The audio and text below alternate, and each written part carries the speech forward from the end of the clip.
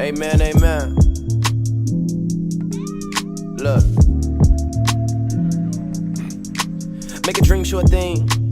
Surely see short, I just keep waiting in the water as I drift further deeper. Metaphors for the floors of the seas that I tread. I'm a sure seizure, the land I boy leisure. So instead I retort to avoid our remorse for the force that I store on the core of my being, so it's full speed ahead. Stay the course, keep it steady, no time to tense up.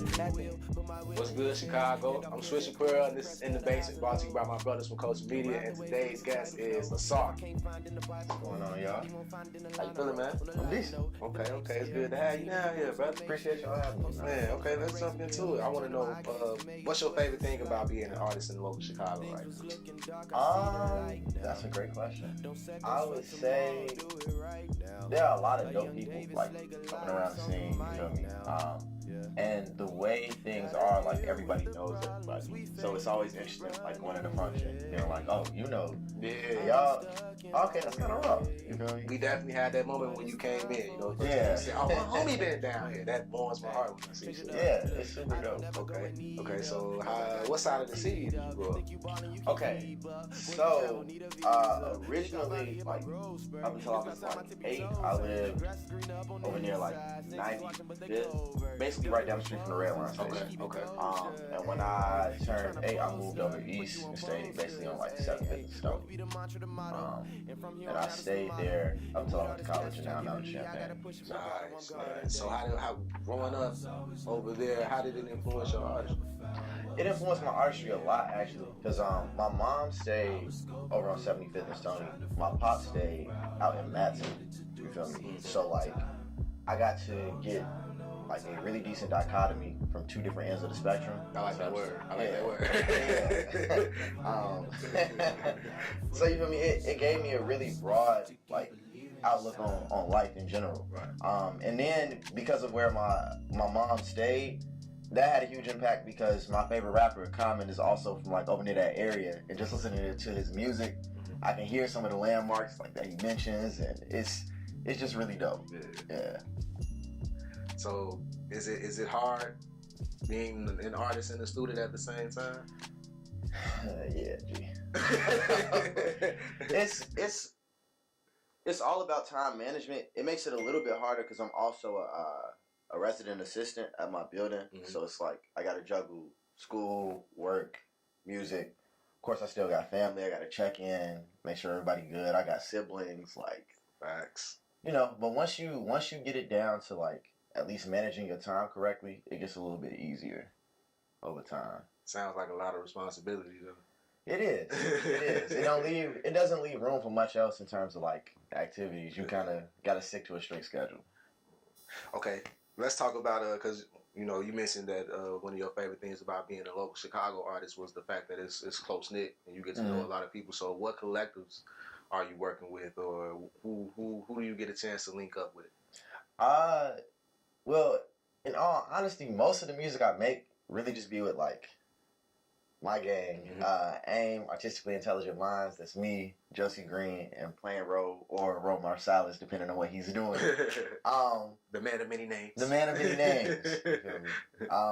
But no, in terms of like collectives that I really enjoy listening to and would like to work with, I definitely enjoy like Pivot. Pivot is super dope. I've done a couple of songs with Free Soul, if you're familiar. Yeah, they're really dope at what they do as well. Of course, Huey Gang. Man.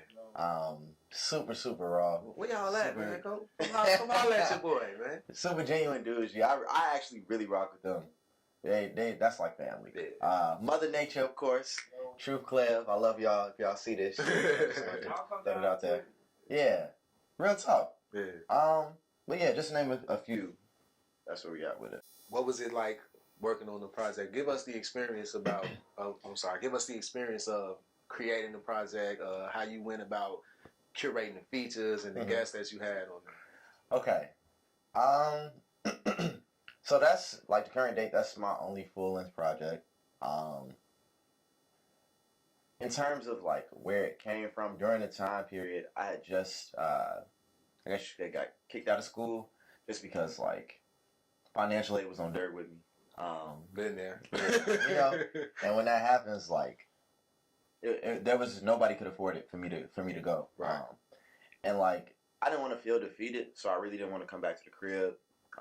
That caused like a disconnect between me and my folks, and it was just a lot of discord going on at the time. I didn't really have a place to stay at first. Like I was staying on my homies' couches and trying to figure it out for myself. So like it was a culmination of me just kind of figuring things out for myself. And during that time period, a friend of mine actually wrote me a 6-page letter that like helped me get through it. And so like shout out Chachi if you end up watching this. Chachi was the one who wrote it for me. But in terms of the making of the project, it spanned over about maybe a year. About a year if we rounded it off. And realistically, like it was interesting because I didn't realize how much a full-length project took. Yeah. Because I was giving myself like 6 months. I was like, 6 months, I put together a project, I'll be fine. Mm-hmm. I wasn't even halfway through it. Like, it wasn't sweet. It got to a point where, like, because I was struggling to just pay my bills and stuff, once I actually did get a spot, I didn't really have money for studio time. There was a blood bank right down the street from my crib. Mm-hmm. And I was getting ready to go and donate blood so I could go to the studio later that day. I was talking to Josie and Ro, and they just basically were like, "No, don't do that." I don't know why. They funded my studio session for the day, G. Like, love. Yeah. And a lot of this, like a lot of the stuff I'm able to do is really just genuinely because people show a lot of love. Mm-hmm. Like I don't take any of that for granted, and I try to make sure I also like whenever I get into a position where I can give back, like I want to be able to do the same and reciprocate. That wasn't a part of your question though. It's fine. It's fine. I love it though. It's good. It's good content. Yeah. It's an interesting story. Yeah. So it spanned for about the length of a year. Mm-hmm. And within like the last 2 to 3 months is when it got super hectic. I'm coming back from breaks. I'm up at Ro's crib, spending the entire weekend there, hitting 7-Eleven to go buy toothbrushes and stuff, brush my teeth, come back, go to a meeting, like go get networking done, come right back, get right back to it, up till 4 a.m, go to sleep, wake up at 10, we right back to it, G. Like, it stayed that way. It stayed that way. But it was worth it in the end. We low-key did not get done with the project till an hour before the listening party. What? It was like that, G. Like, we hustled through it all, and it came out beautiful, but it was a hassle. We learned a lot. True. We learned a lot. So was it like, it was like pockets of where you were like, just hitting it hard, you know what I'm saying? Like getting the work done.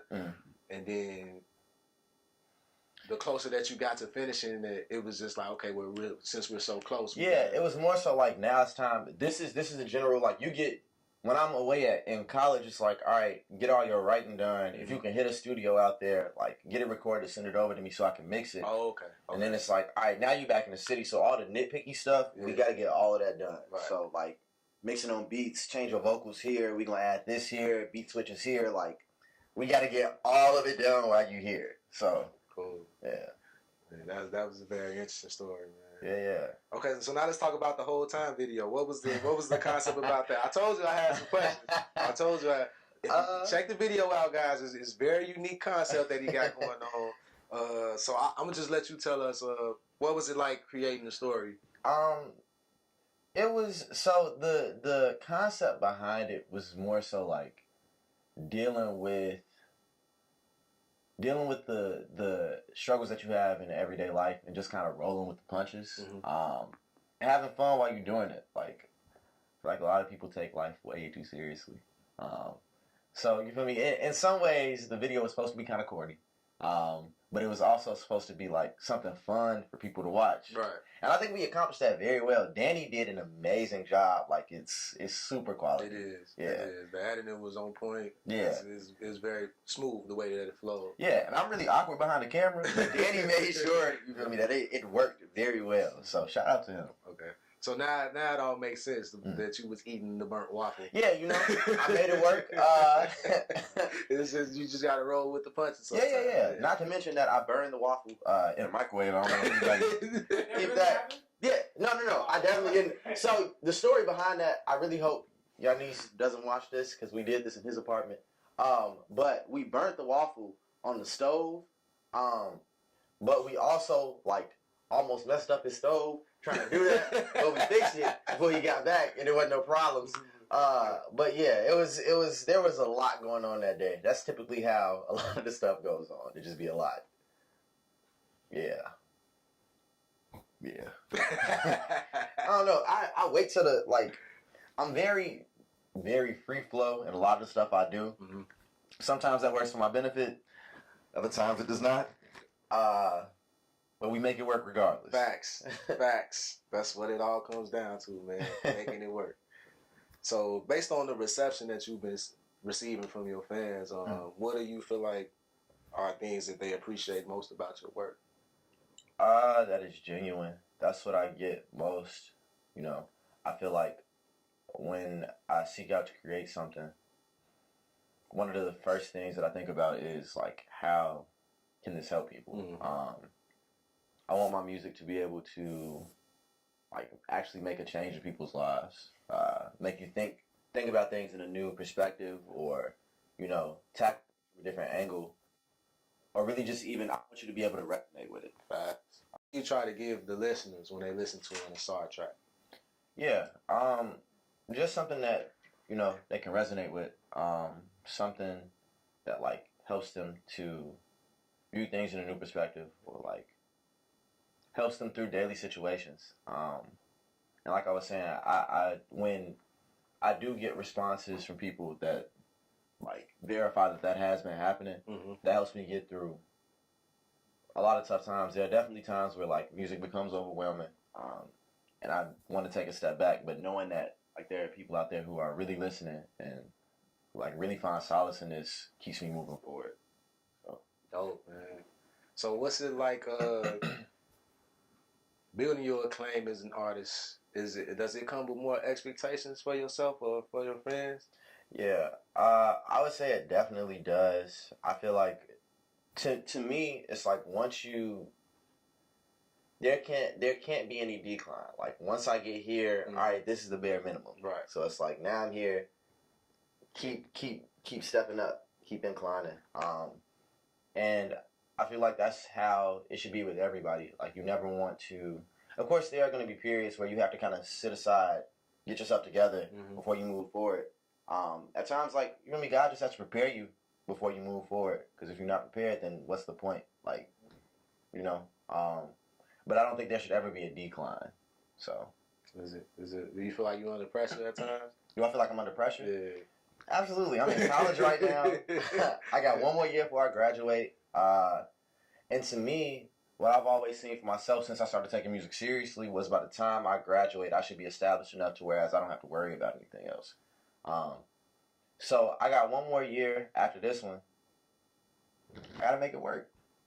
And that just is what it is. Facts. Yeah. Well, man, I wish you the best, man. I appreciate you. Keep elevating, keep inclining, man. And I'm a fan. I'm definitely gonna be a listener from now on, and I'm glad to have this opportunity to sit down with you, man. So why don't you give the people your social media info, man? Tell us where they can find you at and find your music. Okay, you can find me on all social media at Ausar Music. That's AUSAR Music. That's SoundCloud, Twitter.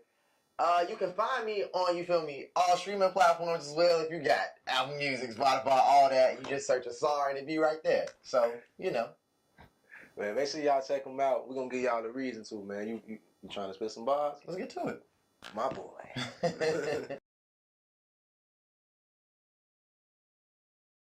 All right, y'all. It's Swisher Pearl. Ausar's here with me. And we in the basement, baby. This is what we do.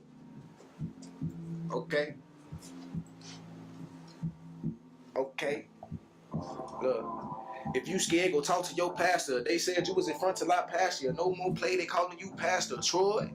The master, I'm sensei to you. You best say your food, cause you ain't eating over here. It's no play for you. I gotta get it. If you got it, I'ma take from you. It ain't safe for you. I'm so capable of misplacing you. And throw away the tool, I'm insane. My brain is unstable. You can't handle that dope, I spoke you unable. It might have you disabled. Raw beats and coke lines. I got the glow with the flow. You know we gon' shine. They say the game dead. Show me the flat line. It's really bored with you niggas and need a nap time. But we gon' wake it up. So if you slept on me, then rest in peace. I'm feeling like it steps on me. Taking my fam to the top while we bless the streets. These us niggas on top is depressing me. But we got the recipe to take over the go. Killing these niggas, sending them shovels to bury they flow. flow, putting the city on lock. We used to run the block, now we backing up this music like the blows and the rocks.